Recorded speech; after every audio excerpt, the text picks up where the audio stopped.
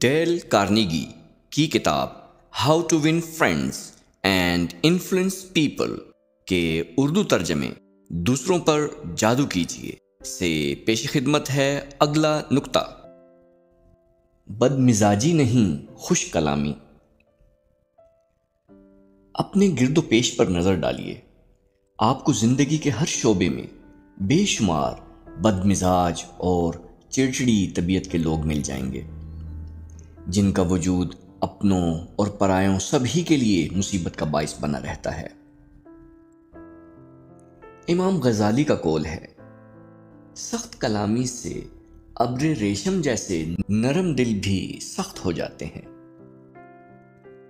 کثیر بن عبید نے ایک حکایت بیان کرتے ہوئے لکھا ہے، ایک بد مزاج بڑا وجیح و شکیل تھا، کسی فلسفی نے اسے دیکھا تو بے اختیار بول اٹھا، عمارت تو بڑی خوبصورت اور شاندار ہے، لیکن اس میں رہنے والا نہایت قبیح۔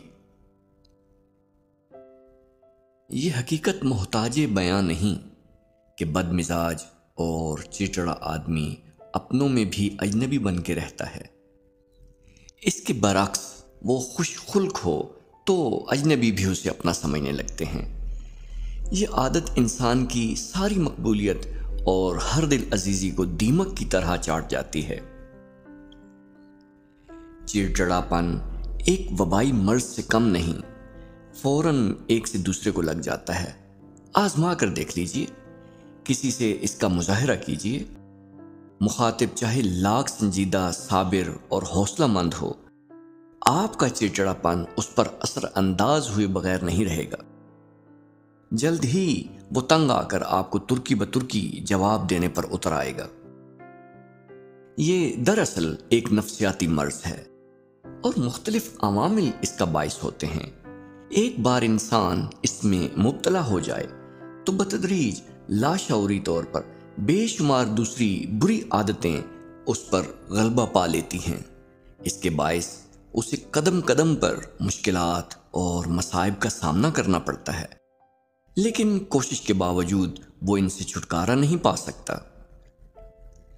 ماہرین نفسیات نے ایسے بے شمار افراد کی عادات و خصائل کا بغور مطالعہ و مشاہدہ کرنے کے بعد جن عوامل کی نشاندہی کی ہے، ان میں انسان کا ذہنی نقطہ نظر خصوصی اہمیت رکھتا ہے۔ عام فہم اور سادہ لفظوں میں اسے یوں بھی کہہ لیجئے کہ آپ کس حد تک بالغ نظر اور حقیقت پسند ہیں، اور ناکامی و شکست کو ماحول اور حالات کے پس منظر میں رکھ کے جانچنے اور پرکھنے کی کتنی صلاحیت رکھتے ہیں۔ حصول مقصد کی کوشش بے شک ہم سب پر فرض ہے، لیکن ناکامی و شکست کی صورت میں بگڑ جانا اور آپے سے باہر ہو جانا بری بات ہے۔ اس قسم کی حرکتیں صرف بگڑے ہوئے بچوں کا شیوا ہیں۔ کسی بالغ نظر شخص سے اس کی توقع ہرگز نہیں کی جا سکتی، اور نہ ایسی حرکت اسے زیب دیتی ہے۔ چڑچڑے پن سے معاملات سنورنے کی بجائے مزید الجھتے ہیں۔ زندگی ایک مسلسل کوشش کا نام ہے، اس میں بعض اوقات مایوسیوں اور ناکامیوں سے بھی واسطہ پڑتا ہے۔ بالغ نظر اور حقیقت پسند آدمی کا وصف اور شان یہ ہے کہ بدترین حالات میں بھی وہ اپنے جذبات، احساسات اور غصے کو قابو سے باہر نہ ہونے دے۔ شکست اور ناکامی کی صورت میں انسان کو بے شک شدید ذہنی کوفت اور صدمہ ہوتا ہے۔ اس سے اپنے اعصاب اور ذہن کو محفوظ رکھنے کی بہترین صورت یہ ہے کہ کام کے آغاز سے پہلے اپنی جسمانی اور ذہنی صلاحیتوں کا مکمل جائزہ لیا جائے۔ اس کے ساتھ ساتھ اپنے ماحول اور گرد و پیش کے حالات کو بھی مد نظر رکھنا ضروری ہے۔ اس طرح آپ کو اپنی کامیابی اور ناکامی کا بڑی حد تک احساس ہو جائے گا اور آپ ذہنی کوفت اور صدمے سے محفوظ رہیں گے۔ اگر کسی مرحلے پر ناکامی اور شکست سے دوچار ہو جائیں تو گھبرائیں نہیں، ٹھنڈے دل و دماغ سے ان اسباب کا کھوج لگائیے جن کی بدولت آپ کو ناکامی کا منہ دیکھنا پڑا۔ غور و فکر کے نتیجے میں جس خامی کا پتہ چلے تو اس پر پردہ ڈالنے کی کوشش نہ کیجیے، کھلے دل سے اعتراف کیجیے اور اسے دور کرنے کے لیے کوئی مثبت قدم اٹھائیے۔ بالفرض کوئی مسئلہ زیادہ الجھ جائے اور آپ خود کو بے بس محسوس کرنے لگیں تو بد دل ہو کر ہرگز پسپا نہ ہوئیے۔ اپنے مسئلے کو تجربہ کار جہاں دیدہ بزرگوں اور دوستوں کے سامنے رکھیے، ان کی رہنمائی اور مشورہ حاصل کیجیے۔ دنیا میں آپ کے ہر مسئلے کا حل یقیناً موجود ہے۔ یہ اصحاب اپنے تجربے کی مدد سے آپ کی مشکل کا کوئی حل تلاش کرنے میں ضرور کامیاب ہو سکتے ہیں۔ ڈیل کارنیگی نے ایک مرتبہ کہا تھا کہ کسی چیز کے متعلق جب ایک بار آپ کسی حتمی فیصلے پر پہنچ جائیں یا کوئی عملی قدم اٹھا لیں تو ذہن سے اس کی یاد کو فوراً محو کر دیجیے۔ اس طرح آپ چڑچڑے پن سے محفوظ رہیں گے۔ بد مزاجی کا مظاہرہ کرنے کی بجائے ذرا مسکرانے کی کوشش کیجیے۔ یہ کوشش بہت مشکل سہی، لیکن اس کے اثرات مفید اور دور رس ثابت ہوتے ہیں۔ کبھی آزما کر تو دیکھیے۔ زندگی اور حالات کا بے پناہ دباؤ بھی انسان کو چڑچڑا اور بد مزاج بنانے میں اہم کردار ادا کرتا ہے۔ جو لوگ ترقی اور کامرانی کی خواہش میں اندھا دھند اور سرگرم زندگی بسر کرتے ہیں اور اپنے اوپر آرام اور سیر و تفریح کو حرام کر لیتے ہیں، وہ نہایت آسانی سے چڑچڑے پن کا شکار ہو جاتے ہیں۔ اس کا بنیادی سبب اعصابی تناؤ اور تھکن ہے۔ اس صورتحال سے بچنے کے لیے ضروری ہے کہ اپنے معمولات کی دانشمندانہ منصوبہ بندی کی جائے تاکہ کام کے ساتھ ساتھ آرام اور تفریح کے لیے بھی مناسب وقت ملتا رہے۔ مایوسی اور کنوتیت بھی انسان کو چڑچڑا بنا دیتی ہے۔ اپنے آپ کو اس کا شکار ہرگز نہ ہونے دیجیے۔ ہمیشہ زندگی کے روشن اور خوشگوار پہلو دیکھنے کی عادت ڈالیے۔ اپنے کام یا کسی پسندیدہ مشغلے میں دسترس حاصل کرنے کی کوشش کیجیے۔ اس سے خود اعتمادی بڑھے گی اور آپ نسبتاً زیادہ آسانی سے دنیاوی آلام و مصائب کا سامنا کر سکیں گے۔ یاد رکھیے، بد مزاج آدمی کو کوئی بھی پسند یا برداشت نہیں کرتا۔ اس کے برعکس خوش مزاج اور ہنس مکھ آدمی پر لوگ جان چھڑکتے ہیں اور اس کے لیے بڑے سے بڑا کام کرنے کو بھی تیار ہو جاتے ہیں۔ خوش کلامی انسان کی شخصیت کو سحر انگیز بناتی ہے۔ خوش کلامی کا آسان طریقہ یہ ہے کہ آپ دوسروں کی بات کو غور سے سنیں، انہیں حتی الامکان اہمیت دیں۔ کسی شخص کی بات کو توجہ سے سننا اس شخص کی بہت بڑی تعظیم کے مترادف ہے۔ ڈیل کارنیگی نے لکھا ہے، مجھے ایک ڈنر پارٹی میں ایک مشہور ماہر نباتات سے ملنے کا اتفاق ہوا۔ یہ پارٹی نیو یارک کے ایک مشہور ناشر نے دی تھی۔ میں نے اس سے پہلے کسی ماہر نباتات سے کبھی گفتگو نہیں کی تھی، اس لیے اس نے میری توجہ فوراً اپنی طرف کھینچ لی۔ میں اپنی کرسی سے آگے ہو کر بیٹھ گیا اور اس کی باتیں سننے لگا۔ اس نے حشیش، جنگلی خضر و پودوں، گھریلو باغات اور آلو جیسی معمولی سبزیوں وغیرہ سے متعلق حیرت انگیز باتیں بتائیں۔ چونکہ میرے گھر میں بھی ایک چھوٹا سا باغیچہ تھا، اس لیے میں نے اس سے کئی سوالات کیے اور اس نے میری بہت سی مشکلوں کا حل بتایا۔ جیسا کہ میں نے پہلے عرض کیا، ہم ایک ڈنر پارٹی میں مدعو تھے۔ اس میں 10-12 افراد اور ہوں گے، لیکن میں نے آداب محفل کے تمام اصول توڑ دیے۔ میں صرف ماہر نباتات سے ہی گھنٹوں باتیں کرتا رہا۔ آدھی رات ہو گئی، میں نے سب کو شب بخیر کہا اور رخصت ہو کے چلا گیا۔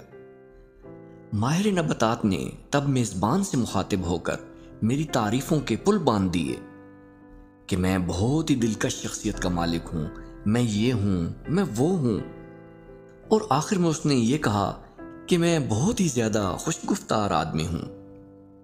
کیا میں خوش گفتار آدمی ہوں؟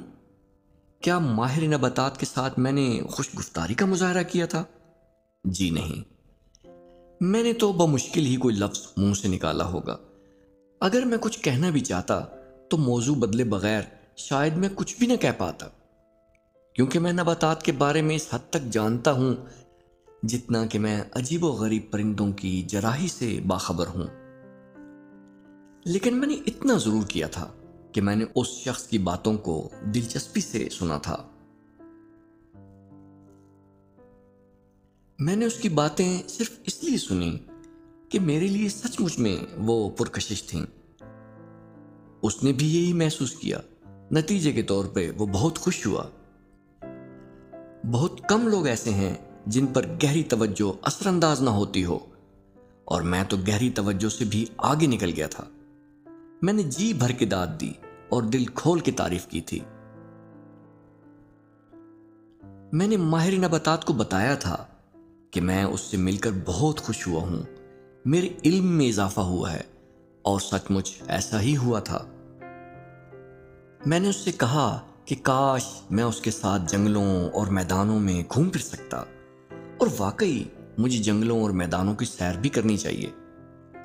میں نے اس سے کہا کہ میں آپ سے پھر کبھی ملوں گا۔ اس نے مجھے خوش گفتار آدمی تصور کیا، حالانکہ میں اصل میں محض سننے والا تھا، اور میری باتوں کا مقصد صرف یہ تھا کہ وہ جی کھول کر باتیں کر سکے۔ یہ تھا ڈیل کارنیگی کا رویہ۔ اب دیکھیے کہ کاروبار میں کامیاب گفتگو کا راز کیا ہے۔ ایک مشہور عالم چارلس ڈبلیو ایلیٹ نے اس بارے میں کہا ہے، کامیاب کاروباری گفتگو کا کوئی خاص راز نہیں۔ جو آپ سے بات کر رہا ہے اس کی بات پر پوری توجہ دینا ضروری ہے، اس سے بڑی خوشامد کوئی نہیں۔ یہ بات بالکل صاف ہے۔ آپ کو یہ بات دریافت کرنے کے لیے بڑی بڑی کتابیں پڑھنے کی ضرورت نہیں ہے۔ ہم سب ایسے کئی تاجروں کو جانتے ہیں جو بہت مہنگی جگہ کرائے پر لیں گے، اپنا سامان تجارت حت الوسع کم قیمت پر خریدیں گے، دکان کے شوکیسوں کو خوب سجائیں گے، ہزاروں روپے اشتہار بازی پر خرچ کریں گے، لیکن سیلز مین اور کلرک ایسے رکھیں گے جن میں دوسروں کی بات توجہ سے سننے کا مادہ نہ ہو، جو بات بات پر گاہکوں کی بات کاٹیں گے، انہیں جھٹلائیں گے، انہیں چڑھائیں گے اور انہیں دکان سے بھاگنے پر مجبور کر دیں گے۔ اگر سننے والا بات صبر، سکون اور ہمدردی سے سنے تو بڑے سے بڑا سخت مزاج اور کڑا نکتہ چین بھی نرم پڑ جاتا ہے۔ جب کچھ زہریلا نکتہ چین سانپ کی طرح لہرا رہا ہو اور اپنے منہ سے زہر کے مرغلے اگل رہا ہو، اس وقت اس کی باتوں کو خاموشی سے سننے والا شخص اسے آخر کار رام کر لے گا۔ بہت سے لوگ اس لیے دوسروں پر اثر انداز نہیں ہو سکتے کہ وہ دوسروں کی بات کو کان لگا کر نہیں سنتے۔ وہ اس خیال میں ڈوبے رہتے ہیں کہ وہ اپنی بات ختم کرے گا تو ہم کیا کہیں گے۔ وہ اپنے کان کھلے نہیں رکھتے بلکہ اپنی زبان تیز کرنے میں لگے رہتے ہیں۔ کئی سال پہلے کی بات ہے، ایک ولندیزی گھرانہ اپنے ملک سے ہجرت کر کے امریکہ آباد ہوا۔ یہ لوگ بہت غریب تھے۔ ان کا لڑکا اسکول سے آ کے ایک نان بائی کی دکان پر بہت ہی کم اجرت پر دکان کی کھڑکیاں وغیرہ دھونے کی مزدوری کیا کرتا تھا۔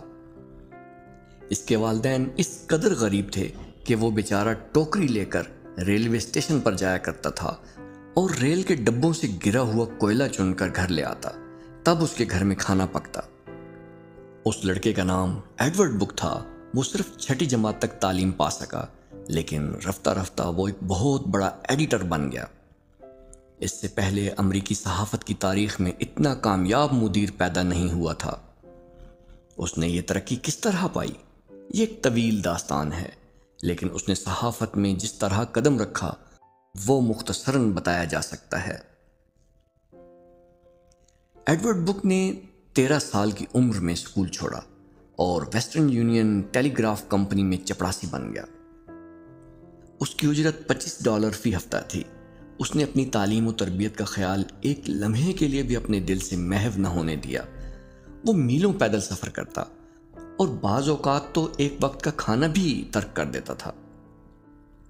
اس طرح سے اس کے پاس اتنی رقم جمع ہو گئی کہ اس نے امریکہ کے بڑے بڑے آدمیوں کی زندگیوں کے حالات کی ایک ضخیم کتاب خرید لی۔ اس کے بعد اس نے ایک اچھوتا کام شروع کیا۔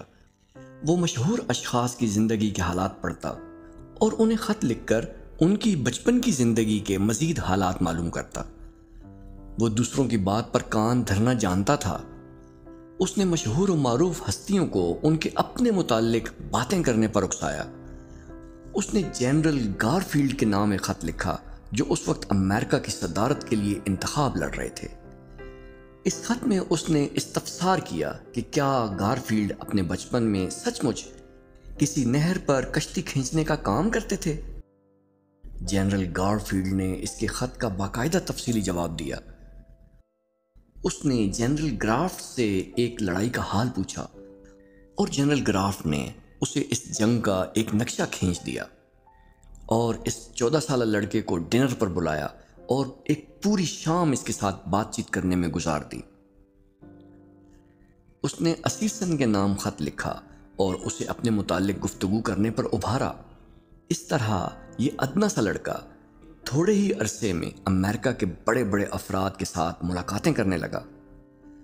وہ نہ صرف ان کے ساتھ خط و کتابت کرتا بلکہ جب کبھی اسے چھٹیاں ملتیں وہ ان معزز اشخاص سے ملنے جاتا۔ ہر کوئی ایک عزیز مہمان کی طرح اس کا استقبال کرتا۔ اس تجربے سے اس میں زبردست خود اعتمادی پیدا ہو گئی۔ ان عظیم المرتبت مردوں اور عورتوں نے اسے وہ بصیرت عطا کی جس نے اس کی زندگی میں زبردست انقلاب پیدا کر دیا۔ اگر آپ جاننا چاہتے ہیں کہ لوگ کس طرح سے آپ سے دور بھاگیں اور آپ کی پیٹھ پیچھے آپ پر کہے لگائیں اور آپ سے سخت نفرت کریں تو اس کا نسخہ درج ذیل ہے۔ کسی کی بات زیادہ دیر تک نہ سنیے، اپنی ہی سناتے جائیے۔ جب کوئی شخص بول رہا ہو اور آپ کے ذہن میں کوئی نیا خیال ابھرے تو اس کی بات ختم ہونے کا انتظار نہ کیجیے۔ وہ آپ جیسا عقل مند نہیں ہے، اس کی فضول بکواس سننے میں آپ اپنا وقت کیوں ضائع کریں؟ فوراً ہی بیچ میں کود پڑیں اور اسے اپنی بات مکمل نہ کرنے دیں۔ کیا اس نسخے پر عمل کرنے والے لوگوں سے آپ کا پالا پڑا ہے؟ ضرور پڑا ہوگا۔ ایسے لوگ محض اکتاہٹ پھیلاتے ہیں۔ یہ لوگ اپنی بڑھائی کے نشے میں مست، اپنی برتری کے احساس میں بری طرح جکڑے ہوتے ہیں۔ جو شخص اپنے ہی متعلق گپ ہانکتا ہے، صرف اپنی ذات سے متعلق سوچتا ہے، وہ تعلیم و تربیت سے بری طرح بے بہرہ ہے۔ اس نے علم خواہ کتنا ہی حاصل کیا ہو لیکن اسے ایک ان پڑھ اور گنوار سمجھا جانا چاہیے۔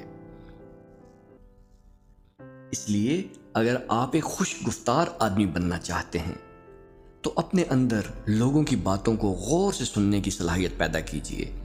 اگر آپ دلچسپی کے طلبگار ہیں تو دوسروں میں دلچسپی لیجیے۔ ایسے سوالات کیجیے جن کے جوابات دیتے وقت دوسرے کو خوشی محسوس ہو۔ اسے اپنی ذات اور اپنے کارناموں سے متعلق باتیں کرنے پر اکسائیے۔ یاد رکھیے، آپ کا مخاطب آپ کے مسائل کی بنسبت اپنے مسائل، اپنی ضروریات اور اپنی ذات میں 1000 درجہ زیادہ دلچسپی رکھتا ہے۔ اس کے لیے اس کے دانت کا درد کسی دور دراز کے ملک کے اس قحط سے زیادہ تکلیف دہ ہے جو لاکھوں افراد کی ہلاکت کا باعث ہوتا ہے۔ اسے اپنی گردن کا پھوڑا افریقہ کے 1000 زلزلوں سے زیادہ تکلیف دہ محسوس ہوتا ہے۔ آئندہ جب آپ کسی سے گفتگو کریں تو اس بات کو ہرگز نہ بھولیں۔ اگر آپ اپنی شخصیت طلسماتی چاہتے ہیں، لوگوں کے دلوں میں گھر کرنا چاہتے ہیں تو دوسروں کی باتیں توجہ سے سنیے اور انہیں ان کے متعلق باتیں کرنے پر ابھاریے۔